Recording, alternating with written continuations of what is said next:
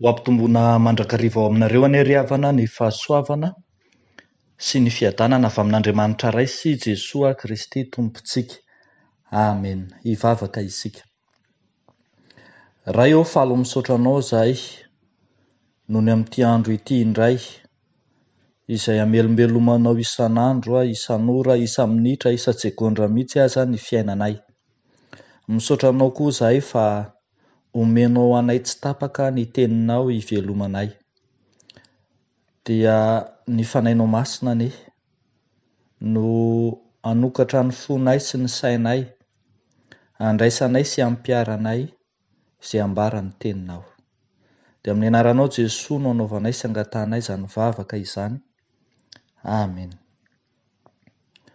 Ny mofinaina voalahatra ho antsika anio indray ry havana dia hitantsika eo amin'ny filazantsara araka ny Jaona 4:9-5:70 hatramin'ny 1:70. Jaona 4:9-5:70 hatramin'ny 1:70. Vakiana amin'ny anaran'ny Tompo manao hoe: izany teny izany no nolazainy tao amin'ny sinagoga raha nampianatra tao Kapernaoma izy. Koa maro tamin'ny mpianany noho ny nandre dia nanao hoe sarotra izany teny izany, iza no mahay noho izany? Ary fantatry Jesosy tao am-pony fa nimonmonina tamin'izany ny mpianany, ka dia hoy izy taminy: mahatafi-toana anareo va izany? Maika raha mahita ny zanak'olona miakatra ho any amin'izay nitoerany taloha ianareo. Ny fanahy no mahavelona, ny nofo tsy mahasoa na inona na inona. Ny teny izay nolazaiko taminareo dia fanahy sy fiainana. Fa misy ny sasany aminareo izay tsy mino. Fa fantatry Jesosy hatramin'ny voalohany izay tsy nino sy izay hamadika azy. Ary hoy izy: izany no nilazako taminareo fa tsy misy olona mahay manatona ahy raha tsy nomeny iray azy izany. Hatramin'izany dia maro tamin'ny mpianany no nihemotra ka tsy niara-nandeha taminy intsony. Dia hoy Jesosy tamin'ny 12 lahy: ianareo koa va mba te hiala? Simona Petera namaly azy hoe: Tompo, akany amin'iza moa zahay? Ianao no manana ny tenin'ny fiainana mandrakizay. Ary izahay mino ka mahalala fa ianao no ilay masin'Andriamanitra. Jesosy namaly azy hoe: tsy izao va no nifidy anareo 12 lahy? Nefa ny anankiray aminareo aza dia divoly. Fa izy nilaza any Jodasy zanaky Simona Iskariota fa izy io no ilay efa hamadika azy, nefa isan'ny 12 lahy. Ray masonao, manamasinanay amin'ny fahamarinana, ny teninao no fahamarinana. Amen. Ry havana malalo amin'ny Tompo, sarotra sy manahirana ny manaraka an' Jesosy. Sarotra sy manahirana ny mandray ny teny sy ny fampianarana. Kanefa ho aiza moa? Izany no azontsika amintinana ity mofinaina antsika androany ity. Niteraka olan'ny finoana na krizy ara-pinoana teo amin'ireo mpianatra sy ny apôstôly ny fampianaran'i Jesosy mahakasika ny mofinaina, voalaza manomboka amin'ny 12:20. Ao anatin'izany fisavorovoroan'ny finoana izany no ahatarafana sy ahitana izay tena mpianatra Kristy marina tokoa. Ary eo ihany koa no ahitantsika fa tsy afaka miala amin'ny tompo ny mpianatra marina, fa hoaiza moa? Voalohany, tsy afaka makaiza izy fa mibanjina ny ara-panahy. Tsy afaka miala amin'ny Jesoa ny mpianatra izay mahabanjina ny ara-panahy. Ny olana mantsiryavana dia ny amin'ireo mpanaradian'i Jesoa maro izay nanaraka azy tsy noho ny fanekena Andriamanitra azy, na noho ny fanekena ny Mesia azy, fa noho ny nanana ny mofo tao an-tendrombohitra tamin'ny Jesoa namoky ny olona tsy 5,000 zany. Eto amin'ity mofinaina ity dia averin'i Jesoa any an-danitra ny fisainan'ireo mpanaradia azy. Averin'i Jesoa any an-danitra izay misy ny tontolo ara-panahy, ka nahatonga an'i Jesoa hiteny manao hoe ny zanak'olona miakatra ho any amin'izay ny toerany taloha, any amin'ilay tontolo ara-panahy, any amin'ilay tontolon'Andriamanitra tsy hita maso, ilay izay tsy miantehitra amin'ny zavatra hita maso akory. Izany dia mifanohitra amin'ny fisainan'ireto mpanaradia azy izay niantehitra tamin'ny nofo sy ny zavatra hita maso, na raha marina kokoa aza dia niantehitra tamin'ny mofo 5 sy ny hazandrano 2.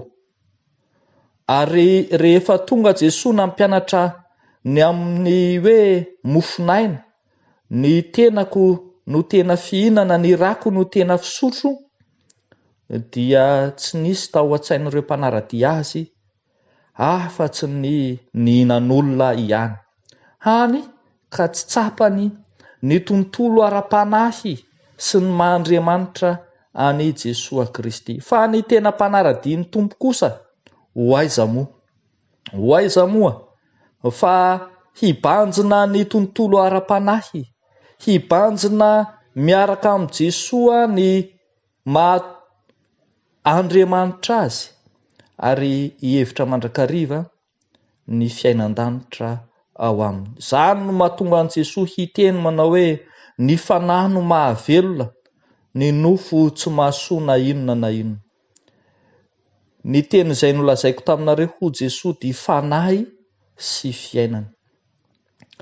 Rehavako malala na raisin'ny olona ho fahasarotana sy manahirana azy ny amin'ny Jesoa, dia lojika ihany zany rehefa tsy mibanjina fa tsy ny maha-olombelona izy. Fa ny mpino-mpanaradian'ny Tompo kosa dia taoma hihevitra an Jesoa Kristy ara-panahy, ka miombona amin'ny tontolon'Andriamanitra sy ny tontolon'ny lanitra, ny tontolo tsy hita maso. Any ka mitarika ny olona rehetra ho amin'izany raha teo. Samy azontsika raisina rehavako malala ny fanazavana izay nentin'ireo mpanitsy fivavahana mahakasika ity tenin'Andriamanitra ity. Ao ny fanazavany Martin Luther izay manazava ity tenin'Andriamanitra ity ny amin'ny fampiarana ny fanasan'ny Tompo, izay fanasan'ny lanitra, fisantarana ny sakafon-danitra, ka hahatsiarovana an'i Jesoa Kristy ety ambonin'ny tany. Fa ao ihany koa ny fanazavany Zwingli izay mpanitsy fivavahana raha teo ihany koa niaraka tamin'ry Martin Luther, dia manazava an'izao tontolo ara-panahy, tontolo tsy hita maso izao, ny fanazavana ny tenin'Andriamanitra izay sakafo izay iveloman'ny mpino. Araka izany rehavako malala dia tao masiampirisiana mandrakariva tsy hihevitra ny amin'izay hohanina sy hosotroana sy izay hampetihety ny fiainana hitondra fiadanana fotsiny ny mpino, fa tao mahifantoka sy hihevitra ary indrindra hiaina amin'ny tenin'Andriamanitra sy ny sankrametany fanasan'ny tompo izay tena aina mahavelona ny tontolo ara-panahany mpino. Fa ny zavatra faharoa ry havako malala izay hitantsika amin'izao mofonaina izao dia ny hoe aiza moa fa maro no antsoina fa vitsy no vidiana. Fa maro no antsoina fa vitsy no vidiana. Rehefa mamaky ity mofonaina ity isika dia mahita fa maro ny mpanaradia an'i Jesoa no resy lahatra nanaraka azy. Fa rehefa tena nafantatra ny momba azy tokoa dia nanomboka niala tsikelikely. Hoy ny ambarany 9:40 hoe hatramin'izay dia maro tamin'ny mpianany no niemitra ka tsy niara nandeha taminy intsony. Maro tamin'ny mpianany no niemitra. Ireo ilay efa nazavaina tamintsika teny am-piandohana fa nanaraka ny tompo noho ny amin'ny sakafo ihany. Fa azavain'ny tompo kosa ny toy an'izany fa tsy izay rehetra manaraka ny tompo akory dia hiala avokoa, fa maro no antsoina fa vitsy no vidiana. Ary izany no nahatonga an'i Jesoa ny teny manokana tamin'ireo mpianatra 12 lamana hoe ianareo koa va mba te hiala? Ny tena marina ry havako malala dia hitantsika fa samy nantsoina anaraka an'i Jesoa avokoa, na ireo izay saikanina noho ny amin'ny hanina nanarahany an'ny tompo, na ireo apôstôly 12 lahy izay nofidiana. Hoy Jesoa hoe tsy izao va no nifidy anareo 12 lahy? Eo anatrehan'izany ry havako malala dia hitantsika fa izay marefo ny finoany dia mora miemotra izy ary miala mihitsy aza ka tsy tafanaraka ny tompo hatramin'ny farany. Ka izany nahatonga ireo sokajin'olona niemotra ireo. Fa ireo izay antsoin'ny tompo kosa, ireo izay nantsony ka nofidiany, izay nandrafitra ny isan'ny mpikambana mpanaradia azy ao anatin'ny apôstôly, dia manaraka azy hatramin'ny farany. Iny fa na dia izay nambara fa ho zanaky ny fahaverezana, nambara ho zanaky ny devoly aza dia i Jodasy Iskariota. Azony Jesoa natao tsara no nanala ny Jodasy teny an-tenatenany noho ny fahafantarany fa zanaky ny devoly izy. Saingy ho aiza moa fa maro no antsoina fa vitsy no vidiana.